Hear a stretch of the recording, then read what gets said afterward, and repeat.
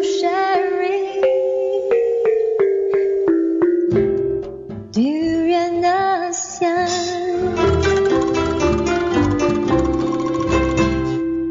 Hi, this is Arlene. And this is Gowri. We're moving on to our Blast from the Grassroots session this morning. Yes, and in the Blast from the Grassroots, we actually have an ABC focus. And what is our focus today?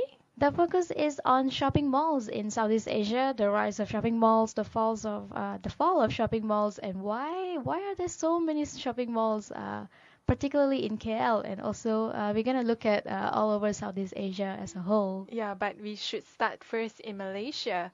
And talking about Malaysia, I just want to let you know the area that I'm living, which is Petaling Jaya. From just this whole stretch of the Federal Highway, starting from Kelana Jaya up to the end of towards the Sprint Highway, I think they are like probably more than 5 malls I think altogether. so, and even the place where I stay, which is also PJ, but more of the area around and all, there must be at least I would say 7 to 8 malls just around that area. Yeah, I mean, the malls in Malaysia, especially in the city area, are definitely sprouting like wild mushrooms after the rain. And for example, I think if you look at Malaysia, even in the outskirts of the city, you will see a lot of new malls coming out. For example, I used to study in Kedah, in the northern part of Malaysia. It used to be a place that is so remote that you have to take a 2-hour bus just to go to Alastar and just to enjoy the mall life there. Okay. But now you can, just for probably half an hour or less, you can take a bus all the way to the nearest town just to enjoy a movie. And you would never imagine that probably a couple of years ago. So why has mall become such an important part of our culture these days? I think for people in Southeast Asia, a lot of us, majority of us, came from an era where our focus has been mostly on a rural town sort of activities. We don't really do malls in the past. Malls was something that only if you're a rich person or you're living in an urban area that you would do. But with the current phenomenon where the rise of China and the rise of Southeast Asian as a significant economic bloc in the world, it seems like there are more and more middle class sprouting out in the society of Southeast Asia. And you can see that in a lot of ways. The more middle class, meaning that the lifestyle is also changing. Society has become more, I think, familiar with the idea of going to malls, doing things, buying cars, doing things that middle class society would do. So I think maybe that would answer why there's so many malls. Yeah, and I think just to give a little history, where one of the earliest examples of shopping malls came from ancient Rome, actually. Wow. In I mean, forums. the Romans actually have malls. Apparently, and where shopping markets, I guess, those markets they have at the fairs back then were kind of considered a shopping center for them. And one of the earliest public shopping center is the Trajan's Market in Rome, located in the Trajan's Forum. And this was actually built around the 100 to 110 AD by Apollodorus of Damascus. And it is thought to be the world's oldest shopping center in the world. And apart from that, the Grand Bazaar of Istanbul was built in the 15th century and is also one of the largest covered shopping centers in the world, with 58 streets and 4,000 shops. So other than that, you have, for example, an early indoor mall prototype in the United States, which was in Minnesota. And it is actually built in 1915, and I guess that's the most modern version of mall that we have. And it held its grand opening in 1916. And the architect was Dean and Dean from Chicago, and the building contractor was George Lounsbury from Duluth. And in the mid 20th century, which when the rise of the suburb and automobile culture started sprouting, especially in the United States, that a new style of shopping center was created away from the downtown. And this mall construction was encouraged by America, and it accelerated the depreciation of laws and the development on the urban fringe. So I guess it largely came from the rise of suburban and automobile, like what you said earlier, with the rise of the middle class people. It's kind of ironic because malls used to be something that the Western world, the symbol of the Western world.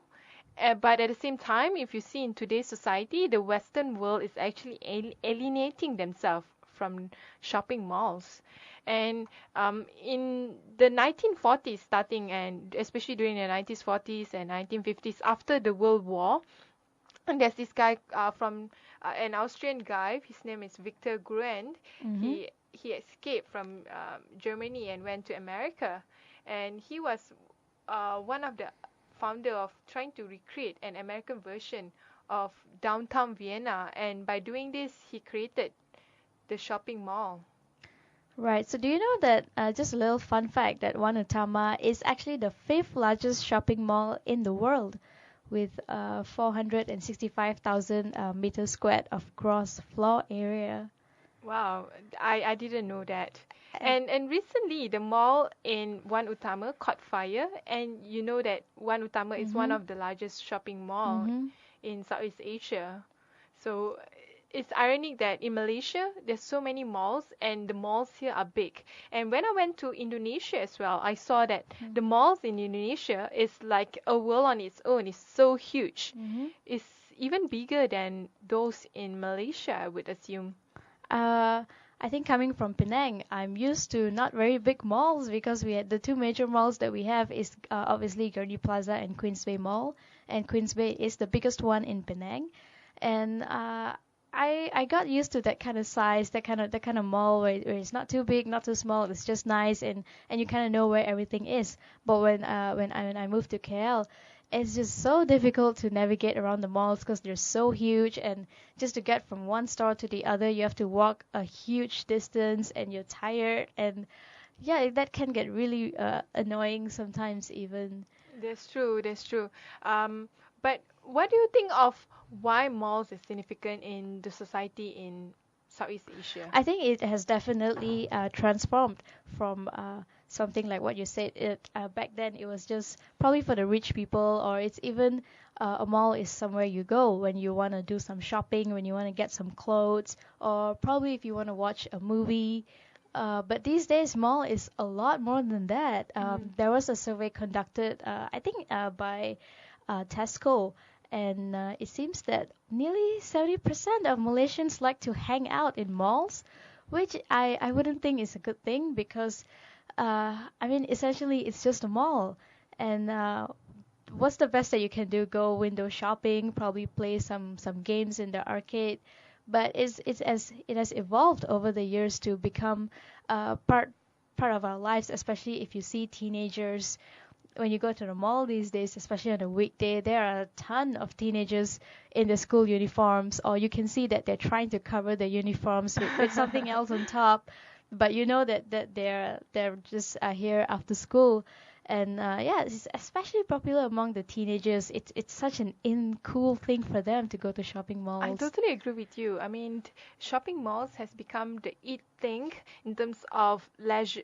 How do you spend your leisure activities, and not just leisure activities, even people who want to go for family activities, want to even finding a place to discuss things about work. You actually go to places like malls, and it's ironic that mall has become the third place. So you have your first place at home, your second place at work, and or school, depending on where what is your age group. But the third place that people would rather go to hang out are actually malls. And I think malls have everything that a society wants. It has it has all the different eateries. It has all the different places that they want to go and buy, and shops. It has hypermarkets. Some of them they merge with hypermarkets, and also it has places where people can just hang out, like cinemas and cafes and all that. So I think it's definitely a place where people, the growing middle class in Southeast Asia, want to be associated with. Well, personally, I definitely do not encourage, or I do not advocate the mall idea because, well, first of all, there are a few problems when you talk about shopping malls.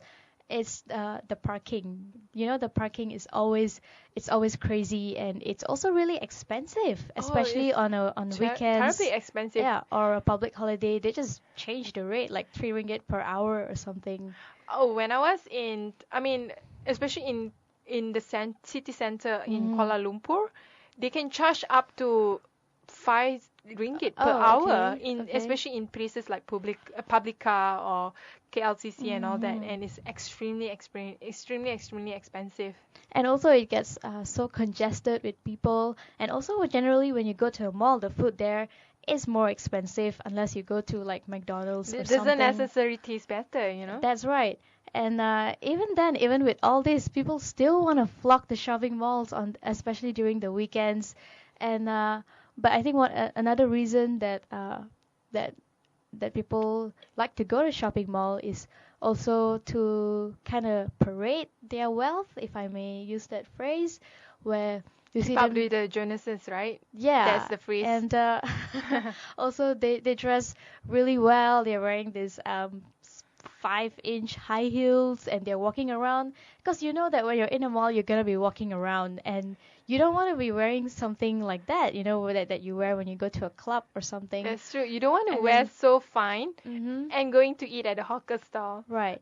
And also flaunting their designer handbags, and also this thing about class discrimination, where I think you must have heard about it. I read a lot of articles where couples try to go for shopping in like Pavilion or KLCC, and they're actually asked to leave from a certain store because the salesperson didn't think that this person could actually afford anything. And it's so annoying for me. I mean, I never experienced that before, partly because I never even right. No, I never even consider going to those kind of branded stores. But I think for discriminating society based on what they wear, and based on their class, it's definitely not an acceptable thing to do. And in fact, Oprah Winfrey was discriminated, was shooed away from a store, and was it in Switzerland, if I'm not mistaken? I thought it was in Australia, but no, I'm not so sure.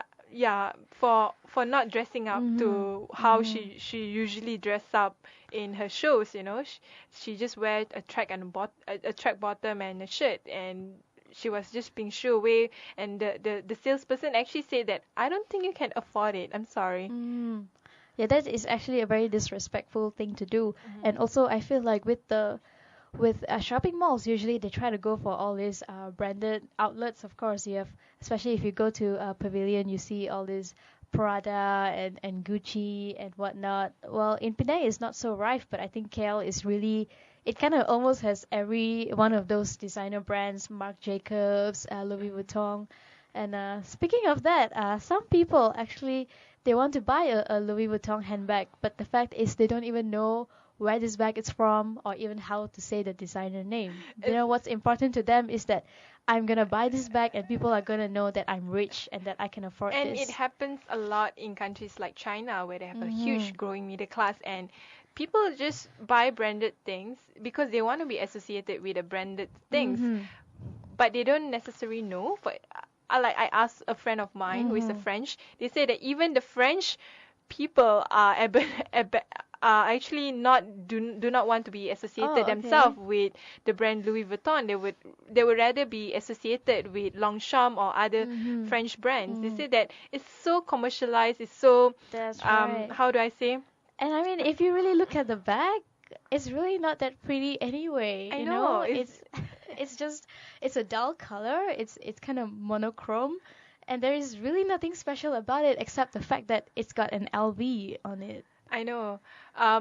maybe people just buying. I mean, it costs a lot. One bag can cost more than 5,000 ringgit. Yeah, and also back to what you said about China, most of the bags there are rip-offs anyway. They're not actually selling the original handbag because people are so hung up on owning a bag that they are even willing to carry a fake one, and they don't care. They just want to kind of fit in a way. That's totally true. But on a different perspective, why people go to malls? For example, me myself, I think it's also partly because, I mean, especially in the Malaysian context, the lack of other alternative third places. So you have your home, you have your school or your workplace, but at the same time you want to hang out in a public place where it can double as your leisure place area, and it can double as a place where you hang out with your family and with your colleagues and all that. And I think a lot of the public places that is available in Malaysia are very lacking, and it's not accessible. For example, public parks, public library, what else? Public, avenue spaces and all that. These are places that people should go frequently to hang out, but it's not accessible at all. I mean, for example, public library. Like, how many public library that you can find in Petaling Jaya, except for the community library, which is situated somewhere at the Old Town PJ there. Okay. Yeah, it's virtually none. Even in KL, it's situated in somewhere so remote, and they have all these different rules that you need to adhere to. So, I mean, how can you go to other third places? And also, talking about food and eatery stuff, some of the variety of the restaurants here is not as, something something that you can access like in abundance as what you can access it in the malls. In the mall, the whole shopping mall area, there's just many places of food areas that you can just choose. But in public places, you can either have that one or this one or that one. That's true. Yeah. And lastly, about parks and all that, I don't think we have adequate parks for example, in places in Petaling Jaya. You just have probably one or two, and it's definitely not accessible. And also looking at the fall of shopping malls, I think online shopping is becoming very popular these days. Oh yeah. Especially the brand the brand Zalora. Zalora. Yes, that's right. I think society somehow have changed their mind in terms of clothing shopping.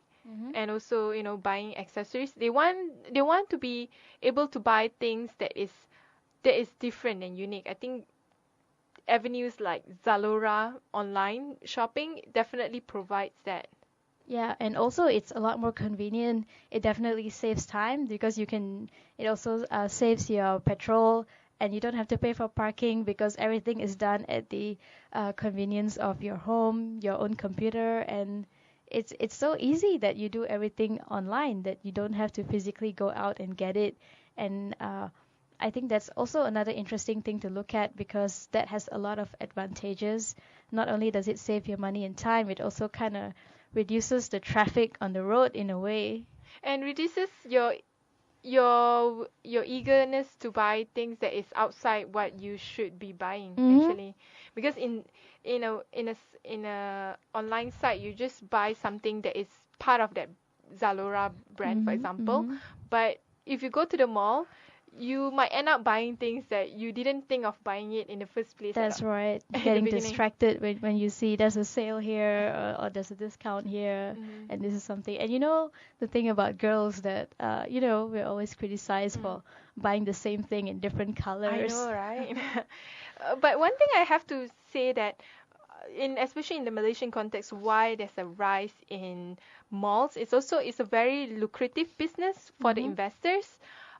It seems like you actually get more return of profit when you invest your property in building malls or other properties like apartments and condos and like that, rather than building physical houses, like landed houses. That's why you see nowadays there's very few landed houses in the city area, in the urban area, and mostly they either build condos or apartments or very expensive bungalows or shopping malls. Yeah, that's right.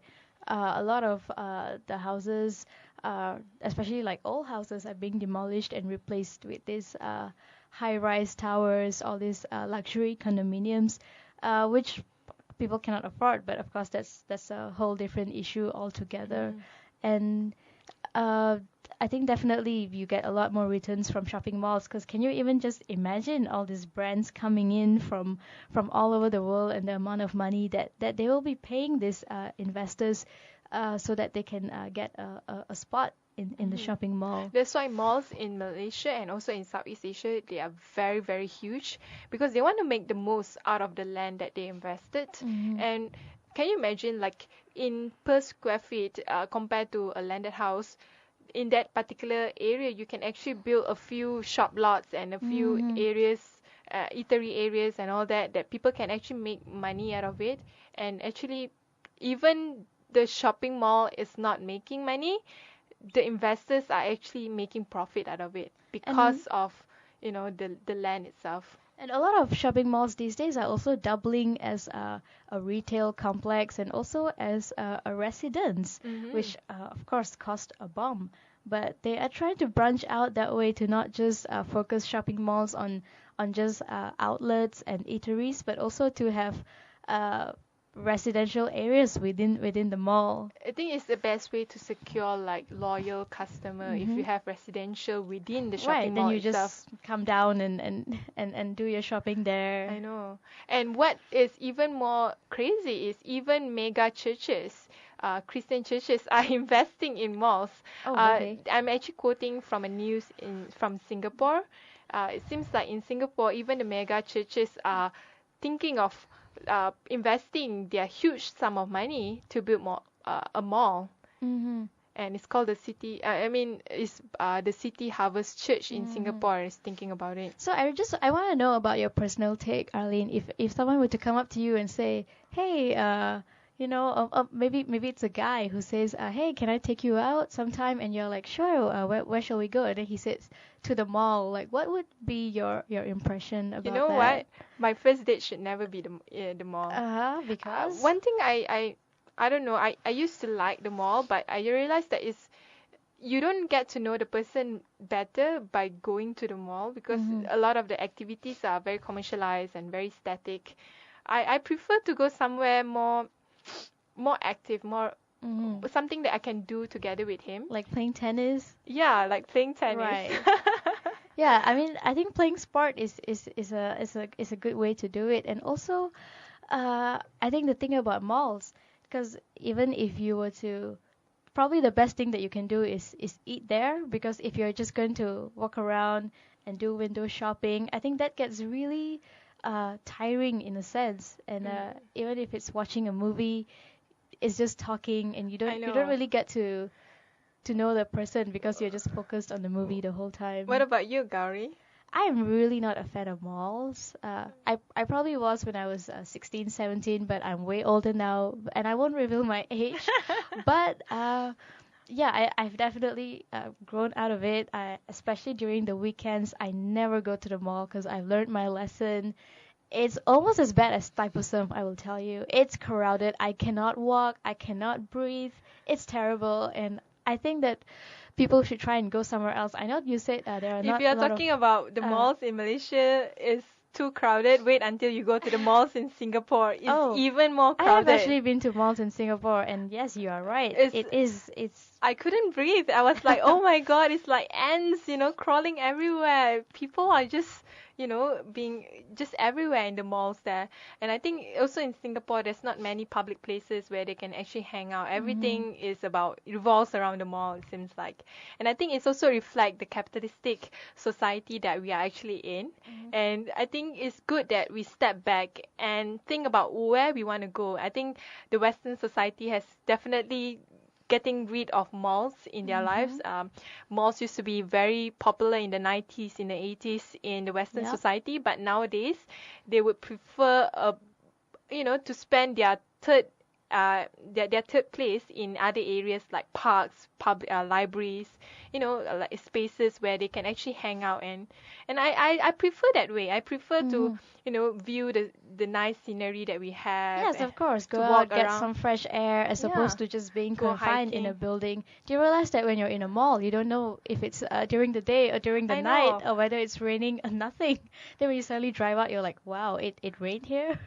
There was a major storm. Yeah, I mean, we should have more activities that is, that is different. Like instead of having going to the mall to watch movie, why don't we set up like an open theater, or open car park theater like they used to do it in the 50s. Yeah, that's a very good idea. Should have it actually. now. So that's all we have for today anyway. I really wish we had Robin Scherbatsky's song "Let's Go to the Mall" to play, but we Oh, don't. Oh my God, we didn't download it. We should Yeah. have that song. We should play it a bit later. Yeah, so we'll be back in a bit for our ABC dialogue up next, where we Okay. have a discussion about Nelson Mandela's Day. yeah. Which will be in this Friday Mm-hmm. on this Friday, and it will be exciting, I think. So stay tuned.